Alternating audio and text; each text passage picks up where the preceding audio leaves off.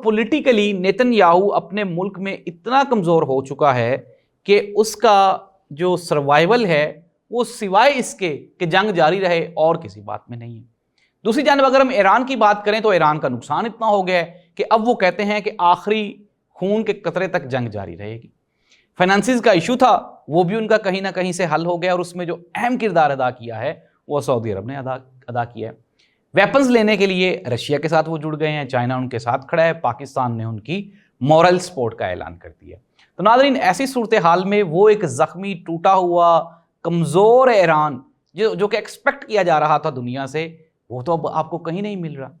तो नाज़रीन, ईरान ने अब जो ब्रेकिंग न्यूज, जो सबसे बड़ी इस प्रोग्राम की खबर है, वो क्या है?